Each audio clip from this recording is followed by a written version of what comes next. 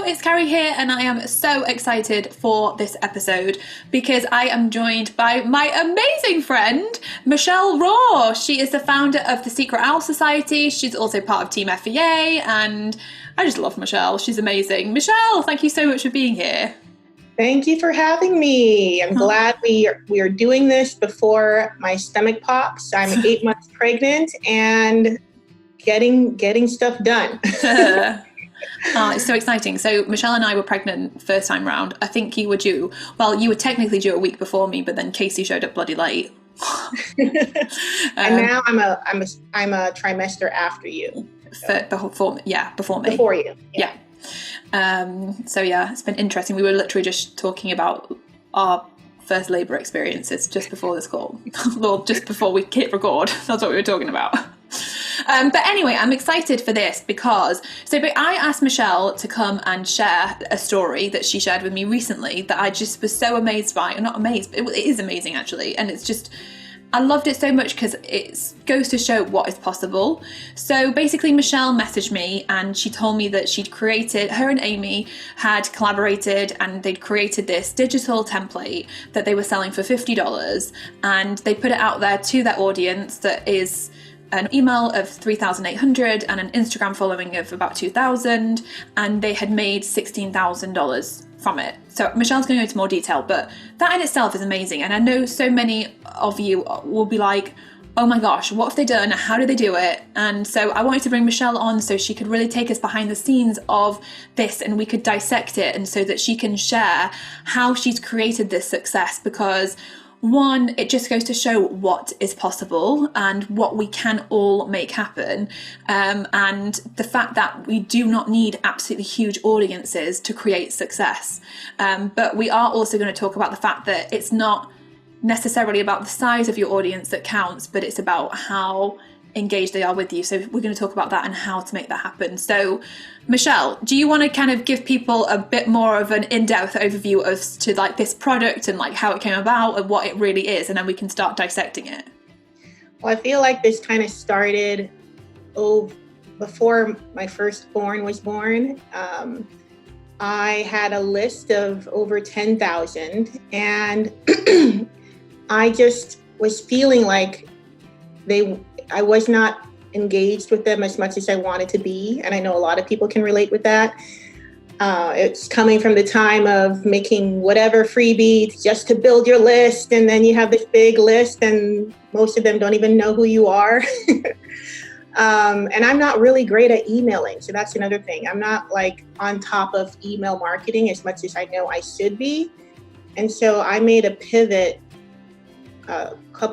18 months, 2 years ago, where I decided to remove everyone from my list who had not already bought something from me and just start fresh. And I remember posting that on Instagram stories, like, I'm about to delete thousands and thousands of people from my email list. What do you think? Like, I wasn't asking for approval. I was just sharing, and I got replies like, you're crazy. Oh my gosh, do it. Oh, I want to do that, but I'm so scared.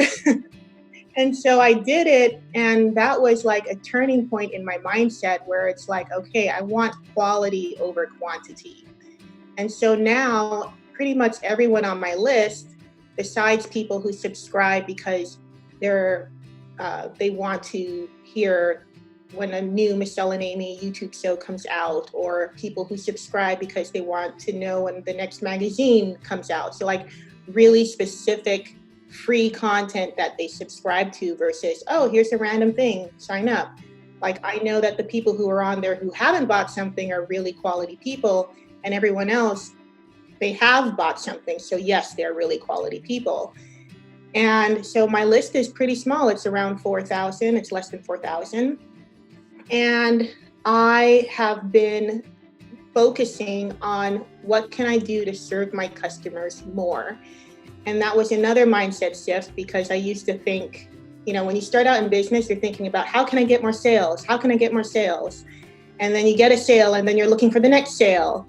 And I got to a point where I realized I'm creating all these customers, and I was running an Etsy store. I still am. And that was my first digital product that was selling consistently. And I realized, wow, these are all customers. Like, that is gold. They're not just transactions, they're people. And if I communicate and keep in touch with them, they can go on a journey with me. And that could be a big business. It's not just, oh, they bought my $10 thing, goodbye. It's, wow, they could buy this, and then this, and then this. And then I started to understand customer value. And so in my head, I was taking these people on a journey. And I learned this from Russell Brunson, where you create a value ladder, where they start out with a really low cost product and slowly they spend more and more with you. And it's up to you to structure that ladder so it makes sense for them to go from step 1 to step 2 to step 3 to step 4. And I realized that in my value ladder, I was missing a piece that would help people go from like step 3 to step 4 more easily. Like, I needed a new step, because in my business, I teach people how to make planners. And I sell a course all about, here's how you make a planner. I give people the training to create that skill. But I realized a lot of people just, they need more help than that. They aren't ready to just jump into learning how to do it themselves. And so that's where the idea to create a template came from. I was like, this is what my audience needs. This is me really helping them. This is me helping them up the ladder and toward what their goals are. And that's when I created the digital planner template. I partnered up with Amy Johanan. She started out as a student of mine, and we just became like unofficial business partners. And so we partnered up to make a minimal viable product, which was a digital planner template with everything already designed. And all our customers had to do was make it look pretty. And so we launched it with a platform called Keynote. And we had plans to add in other platforms like InDesign and Affinity Publisher. And we had other things we wanted to add, but we're like, let's launch it minimal viable. And just over the course of 1 week, we got it up. We made the sales page. Right after we were done with the sales page, I told Amy, okay, let's go in the Facebook group and tell everyone it's ready. And she's like, okay. Like, that's kind of how I go. It's like intuitive launching. We didn't plan out this launch. We were just like, make it. Okay, sales page. Okay, tell everyone it's live. And so we went into the Facebook group and we're like, hey guys, it's up. We've been working on this, and we've been telling people we've been working on it. So I think if you're always sharing what you're doing, it's like you're going through a whole launch strategy anyway. So we've been like whetting people's appetites, giving them behind the scenes. But it was just, I like to share what I'm actually doing. And then looking back, it's almost like, oh, wow, you had a whole strategy around launching this, when really it's just, I was working on it and just sharing it. And so everyone had been anticipating this digital planner template. And so we went on in our Facebook group, and it's a group just for our customers. So these are all people who bought from us before. And we let everyone know, hey, it's live, here's the link. And we were just talking about it and answering questions, and everyone was so excited. And I think it made over $2,000 in like a matter of a couple hours. And we were selling it for just $50. So that was incredible. I think for Amy, that's the first time she ever experienced something like that. I think she messaged me and she said, I'm shaking. I'm getting so many PayPal notifications. Oh my God. And then we celebrated. Amy lives in London and I live in Florida, and we both celebrated by ordering pizza. We were sending each other pictures of our pizza. Like, you got to celebrate after you have a victory. And we celebrated with pizza, but hers looked a lot better than mine. But a couple things that made it work, and these are things that I've learned, is that it's not just, oh, I made a product, here it is, buy it. It's why would people want to buy it now? And I realized you have to create a container, a decision-making container for people to decide, do I want it or not? Because otherwise they're going to decide, I'll check it out later. And then that never happens. So I use ThriveCart. I love ThriveCart. And it allows me to show that I can sell a product for this much money and only to this many people. So what I did was I said $50 for the first 500 people. And it counts down. Every time someone buys something, you can see, oh my goodness, there's only this much left, that much left. So I had people who literally bought it because they're like, I didn't want to miss out. I can see that you only have 200 left. I need to get it. So that was really helpful. It created urgency. And the other thing I noticed that really helps is the fact that we didn't wait till it was perfect. We launched it while it was minimal viable. And so every time we added a new bell or whistle, it gave me an opportunity to go onto my Instagram or go into my email or go into Facebook and let everyone know, hey, we added this. And so people who might have been on the fence see, new updates or hear about it again without me telling them the same exact thing over and over, because I'm launching it in stages and have new things to talk about in every stage. And so the sales keep coming in because I get to keep talking about it in a way that doesn't just make me sound repetitive. And so, in the first 2 weeks, it made $15,000, and we had a bump offer for $7 where Amy and I made our own planners using the template, and we put it in as a bump offer. And that $7 bump offer made an extra $1,000. So in 2 weeks, it made $16,000. And after 2 weeks, we switched gears from focusing on launch mode to focusing on finishing the product and working on other things. But everyday sales still keep coming in. And it was wonderful. It is wonderful. It is amazing, because I feel like a lot of the times now people feel like they have to be doing like paid promotion to get any sales. Mm-hmm. And I love that this is a clear example that you don't need paid promotions. You just need a community, and it can be a small community of people who just are so invested in what you've created and what you're about that when you release something, they are chomping at the bit to buy it. And like what you said, doing clever, smart things like making it so the first 100 people can get it for this price, and then they can see like, okay, like I better hurry up and get this. And I think it's smart. Like, I think that's why, for example, like if you do an open close enrollment, like they work so well because like you create scarcity, because if you're closing doors saying, look, you have to make a decision. Are you in or are you out? Like, does this feel like a good fit or does it not feel like a good fit? It forces people to actually make that decision and be like, oh, actually, yeah, okay, I'm in. Or actually, no, this isn't the right fit and I'm out. But they have to make the decision. Like what you said, otherwise people could just be like, oh yeah, I'll come back to that later. So just doing smart things like that is like, even though you think that you don't have a marketing strategy in place, Michelle, you definitely do. And I think as well, your benefit is that you've been watching this and paying attention and learning and learning and learning. So I just think for you, a lot of this is cursive knowledge that you might not realize that you have, but you have a lot of knowledge around it. So you just like doing it and like... It's second nature now. Yeah.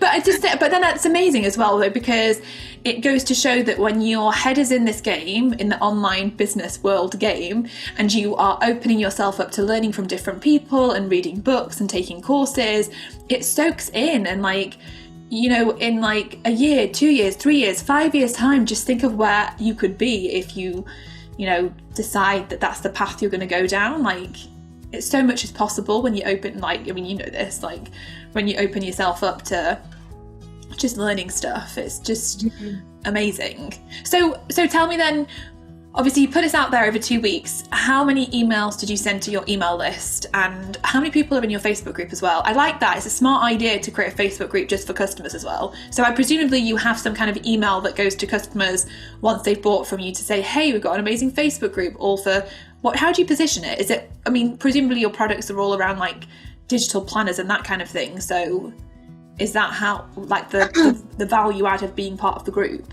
In the first 2 weeks, I sent out 3 emails. And since then, I've sent out emails sporadically about the updates that we've added. And that would add in an extra, batch of sales. I don't even have a big Facebook group, but they're super engaged. They keep me so busy. I think there's 600 people in there now. They consist, at first, before we launched the digital planner template kit, that Facebook group was only for people who bought my passive income with printables course, pretty much. Okay. And even with that, I didn't start that group for that course until over a year, almost a year later. I was actually afraid to start a Facebook group. I was like, oh my goodness, if I start this group, everyone's going to be asking me questions and I might not know the answer, or I might have to take time to figure out the answer. And I remember talking to Amy about how I was feeling I needed to start a Facebook group and I was resisting it. And I just went ahead and did it. And it was so great because you don't need to be the answer man because everyone talks to each other.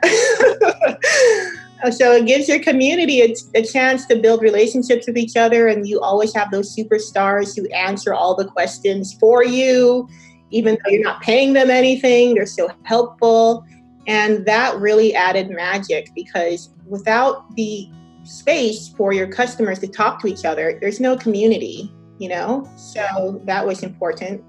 And so when we launched the Digital Planner Template Kit, the group was even smaller because now it's grown bigger with the Digital Planner Template customers in there.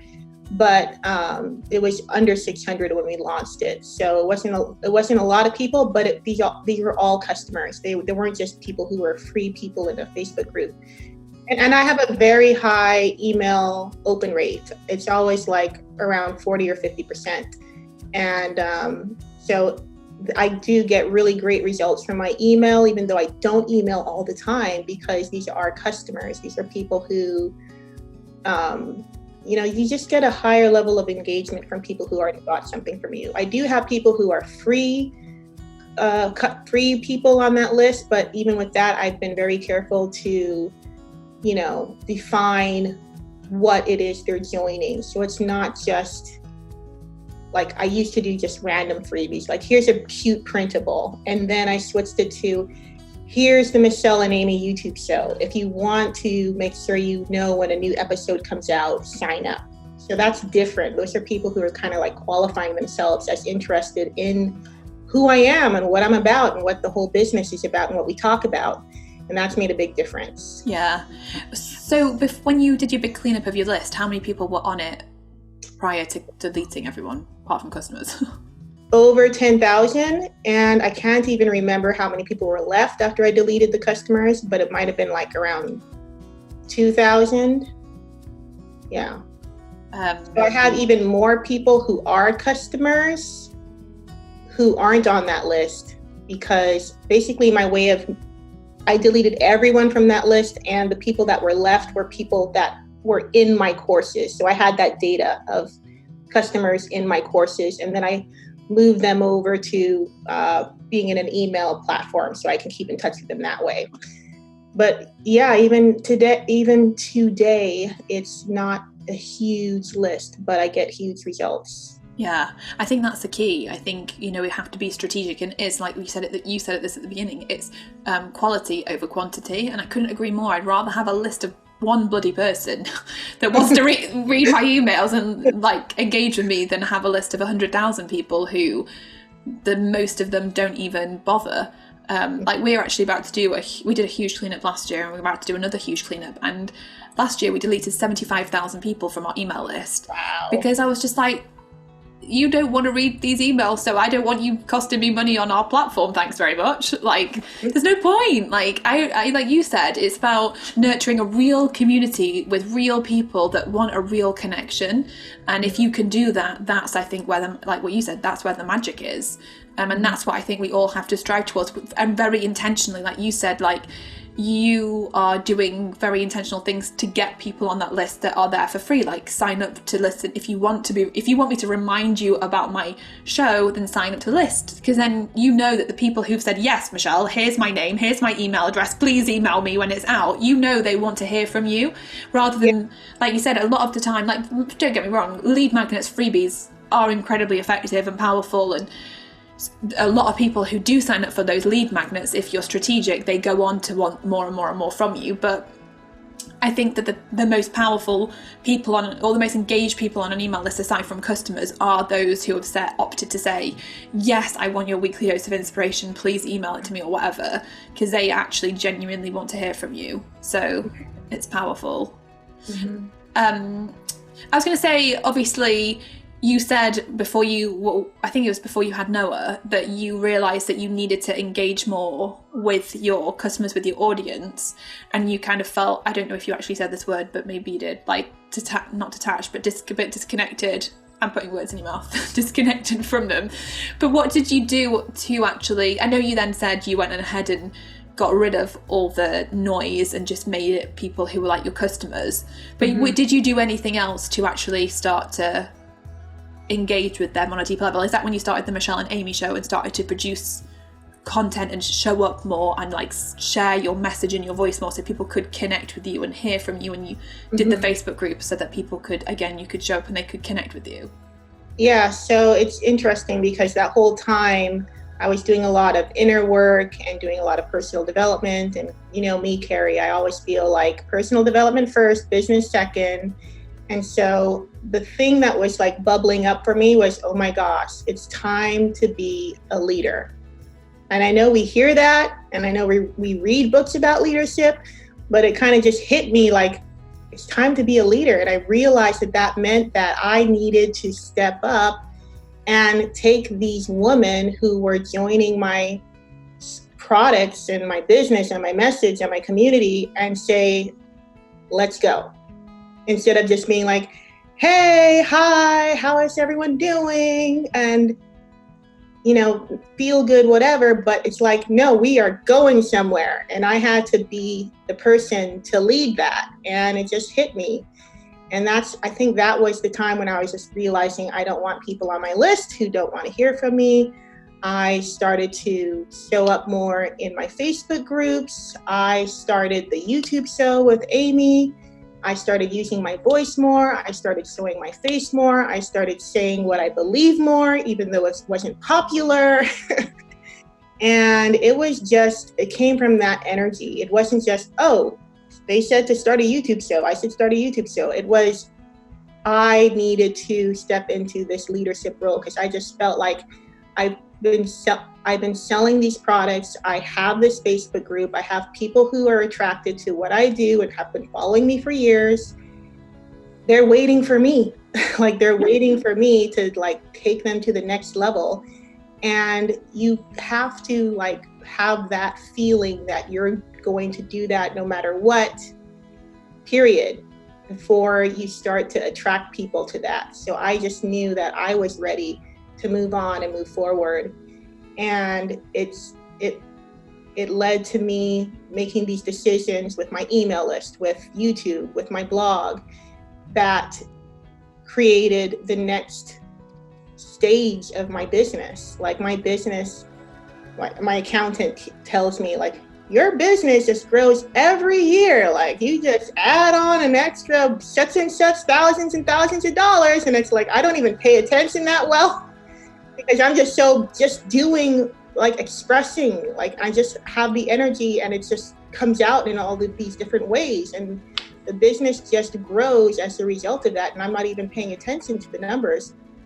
And I was telling you, Carrie, earlier, like my accountant was like, you make too much money, like you need to have more expenses because you're going to pay a lot in taxes. And it's like, oh yeah, that's a thing. But it's amazing how the personal development always impacts your business growth. It impacts how much money you're making. But at the end of the day, all I was really doing was being a leader for my community. And I just felt like I just want to love these people more. I want to give more to this community. And it required me to just be who I am even more. And that was a result of doing that inner work, that personal development work. Because Carrie knows, like I had a period of my life that was like really hard. And then after that, I was just like working on myself, working on my mindset.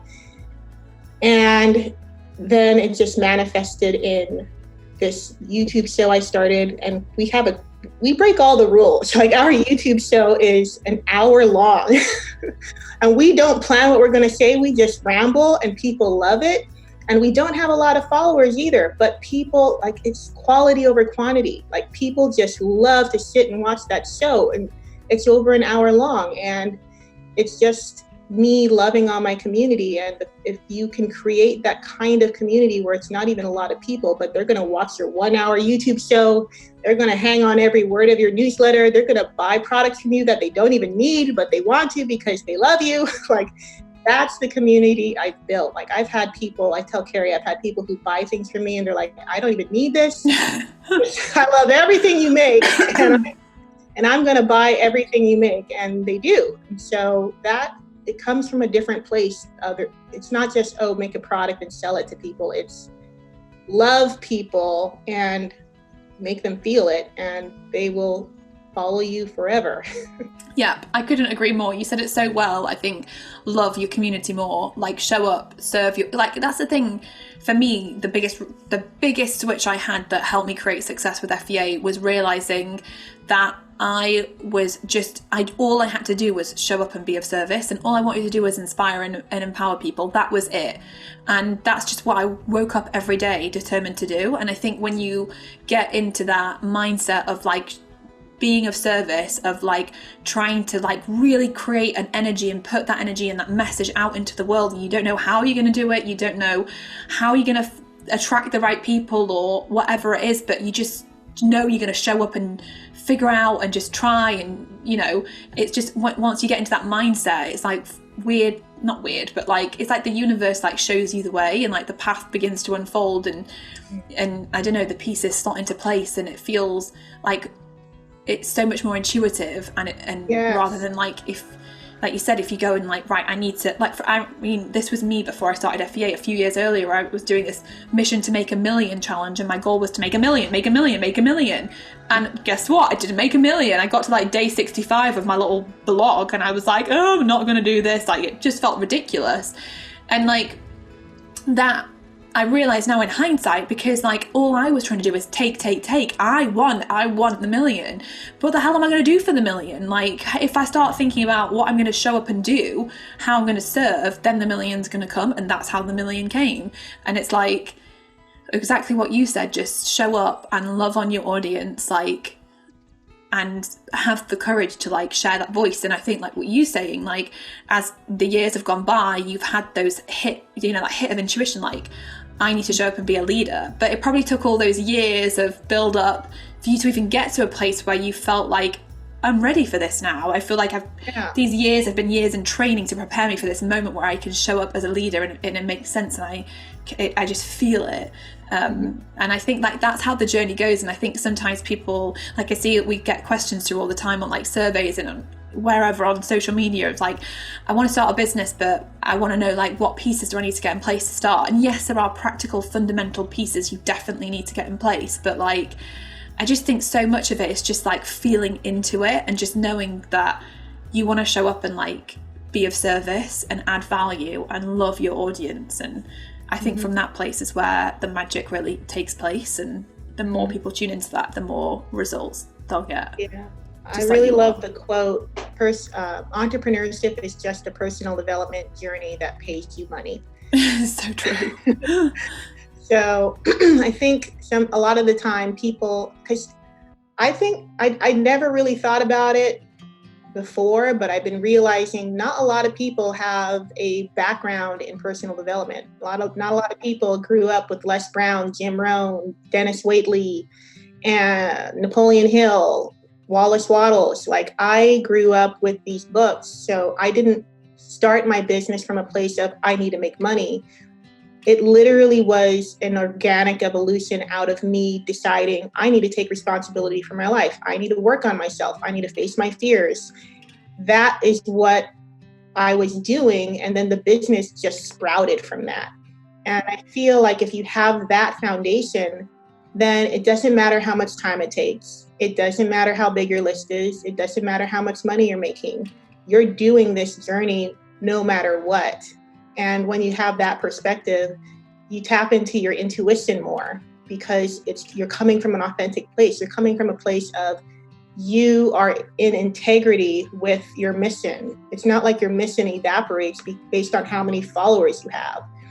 And so I feel like this whole journey has been very organic, very intuitive. Anytime I do anything, it's very just intuition based. It's not, will this work? It's like, I don't know, let's try it. Like, it's all just an experiment, seeing where my intuition is going to take me next. And I always tell people, energy is never wasted. So if you do something and it doesn't work, it's only because you decided that this particular result needs to be attached to this thing you did in this time frame. And it's ridiculous because we just pick these things out of thin air.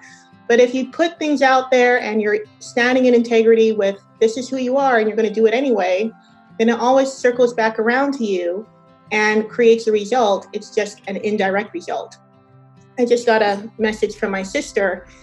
She went down the traditional route, went to college, got the degree, and then realized, oh my goodness, I have a baby, I want to stay home. And then realized, oh, I need to make money. Let me try this online thing Michelle does. And so she was asking me for advice, and I've always said, try this, try that, just experiment. And I got her into PicMonkey because that's what I used as a graphic designer starting out. Now I've graduated to Canva, like so professional now. But, I got her into PicMonkey about a year ago or more, and she was just playing around in there. She never believed she had any graphic design skills. She never believed that she was cut out for the type of stuff that I do, but she was just playing around with it and sharing, posting things, even though it didn't get a result. And she was just like learning this new skill. And now the coronavirus happened and her husband lost his job, and she ended up getting a work from home job using her PicMonkey graphic design skills and making a couple $1,000s a month. Wow. Recently. And she sent me a message saying, #energy is never wasted. Oh, that's so cool. You didn't realize that this is what that little, action she took to dive into PicMonkey would lead to.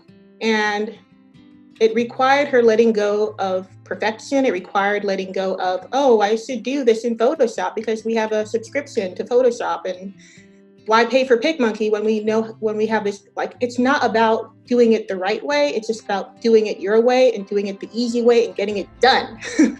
And because of that, now she has a solid income that she could not have predicted or planned for, but it's just about following your intuition and not stressing out over, am I doing this the right way? It's just about experimenting and starting to hear your own voice. And that takes time. It's a journey. Yeah, so true. And all these things that you've shared is exactly why I wanted to bring you on and talk about the stuff, because it's not only really practical to hear behind the scenes of your launch and how you've made that a success, but also like your personal development side and that inspirational side. It's just because I feel like you don't really have one without the other. For me, these two things are so interwoven, and I think you're right. The more people, like personal development first, business development second, the more you work on yourself, and the more you kind of can get in the right frame of mind and have the right thoughts and tune in with yourself and your intuition, the more success you're going to create. Because I only know from my own experience, like when I work on myself and I really go deep into that work, that's when I get those inspiration hits of like an idea pops into my head and I just know I need to do something, and then I just do it, and it's not like a logical thing, it's just a feeling. It's just this gut feeling that I have to go with something, and I can only get to that place if I work on myself. And like, I mean, we've had these conversations, like every time me and Michelle have conversations, I'm like get verbal diarrhea about all my problems, especially like over the past couple of years, because I feel like I've been so stuck, and I haven't made as much time to work on myself, and I've been trying to approach things from a really logical perspective, and it just bloody hasn't been working. And then recently I really started to do the inner work and go back to everything that I know about mindset and personal development, and the shift was almost like instant, and the change that has already happened and the things that are flowing from that, it just blows my mind how quickly we can have that transformation when we just go all in with like, you know, working on ourselves and that deep inner work.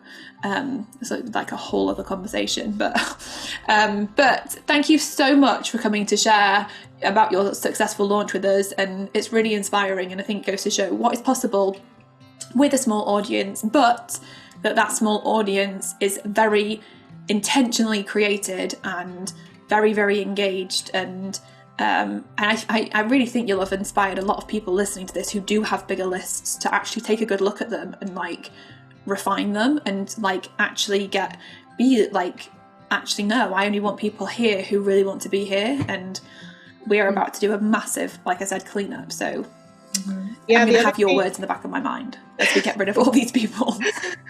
Well, I do want to mention the other part of that mindset shift where I decided I only want people who are really high quality, mostly customers. That required me to, because, you know, a lot of us are one person businesses and we only have so much to go around. And like you always say, where focus goes, energy flows. And when I decided that I was no longer going to try to just build a big list of all these people, and I just wanted to serve my customers, like that was the pivot. I was like, let me see if I can sell more to the people who already bought something from me. And so what that did was I wasn't really focused on growing my list. I was focused on serving the customers I already had. And as a byproduct, it attracted more customers because what was happening was I was making my products better. I was showing up in my Facebook groups more. I was communicating more. I was showing my face and using my voice and building relationships. And that automatically attracted more customers because my customers were talking about me. Other people were landing on my website and feeling like, wow, there's really something special going on here. Whereas if we're just trying to focus on numbers, then we're just checking off boxes and there's no real heart and soul there. So that was the other thing. It's like, I haven't had to worry about, like, I do want to get into advertising. I just need someone to like kick my butt to do it. Hint, hint, Carrie. But I haven't paid for ads. Everything has been organic. And I do have a 6-figure business and my list is tiny and my social media is tiny, but the relationship is so strong. And part of the reason why I need to figure out how to have more business expenses and less taxes is because I don't spend hardly anything to grow my business because my customers are raving fans. Yeah. And the other thing I did was I established an affiliate program for all of my products because I'm literally at a point where it's like people are begging to be affiliates for my products. And I'm like, okay, so let's make this real. Let's make this legit. So it's just starting to grow in that way as well. And it's so exciting. That's really, really cool. I also really want to point out, because this popped into my head when you were talking, because obviously sometimes people feel like if they've got a product-based business, then they don't need to show up with a story or have a voice or anything. But actually, you have a product-based business. You sell printables and digital products, and you have seen more than anything the value and the power of showing up with a message, being seen, being heard, having a voice, and like it makes all the difference. And I don't know whether you've seen that Netflix documentary series Self-Made. It's about the first female millionaire in the US, and she's called Madam CJ Walker, and she has like hair care for like afro hair, and she, in the first episode, what I loved, it kind of gave me chills when I watched it, she's on the street selling and she just starts talking about her story and selling her story, and that's how she builds it. And she's selling hair care products, and there's nothing to do with the blooming hair care, it's her story, and that's what made her so successful. And I'm like, because you're a bloody genius, woman, like, yes. And I was just getting so excited when I was watching this documentary, and Kellen was like falling asleep on the sofa next to me, and I was like so fired up. But I just think no matter what your business is, the more heart and soul, the more voice you have, the more of a message you have to share, the more success you're going to create, because the more people will want to congregate around you, because the people who believe in what you believe in will want to stand next to you. Build a community instead of a business. Like, that's what you should focus on. And very rarely do communities just become passionate, raving fans around a product. Yeah. It's the person, it's the story, it's the mission. And the thing that kills me is when people say, I want to make this course, but there's so many YouTube videos teaching the same thing. I don't think anyone would buy my course. And it's like, they're not buying the tutorial, they're buying you. And until you come out in front of your product, nothing really works, because you're just competing with other products. You're a product competing with products. But if you come out from hiding and stand in front of your blog post, stand in front of your product, stand in front of your email, instead of hiding behind words and hiding behind products, you are going to have no competition, because nobody is you. And so that's part of the shift I had to go through. Was I've always had this story of take responsibility for my life, but I wasn't showing up as much as I could. I did not have a YouTube show.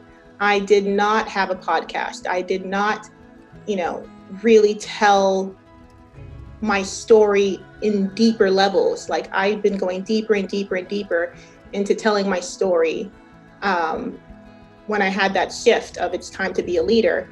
And I think that's the real journey we are all on as entrepreneurs, is we're all practicing coming out of hiding. Yeah. And that's really what is the thing that stops us. It's not, oh, I don't have the perfect Instagram strategy, or how do I do this email marketing thing? It's not working. It's first and foremost, how are you coming out of hiding? And then everything starts to flow from there, because that's where the inner work gets triggered. Yeah. And when you work on that kind of stuff, then everything else starts to flow. Everything else starts to come together. Yeah, so true. I love it so much. I will leave the links to all of your website, to the digital planner template, and like it's all your I got there. Template kit. I'll leave the links to all that stuff in the show notes. So if you are listening to this over on iTunes or somewhere, or YouTube, then head over to femaleentrepreneurassociation.com/Michelle, and you will be able to access all that stuff and all those notes. And if you have enjoyed this, I mean, if you're still listening to this, you've been listening to it for a really long time, so woo! Definitely make sure you subscribe, get on the email list, get those weekly reminders, but only if you really want them, because if you don't really want them, then that's fine. And yeah, but Michelle, thank you so much. It's been so fun talking to you. I love our conversations, and it's nice to be able to share them with everyone else, because you're so inspiring and you're full of such great knowledge and wisdom, so thank you. Well, thank you, Carrie, and I'm excited for the future with our 2 kids manifesting into the world, and how this has been such a long and beautiful journey with you over the last, 8 years or something. Yeah, so I'm looking forward to the next decade. I know, me too. I'm excited for what's going to happen. Whoa, I'm really excited, actually. But yeah, thank you so much. Thank you all so much for listening, and I will see you next week. Bye, everyone. Bye.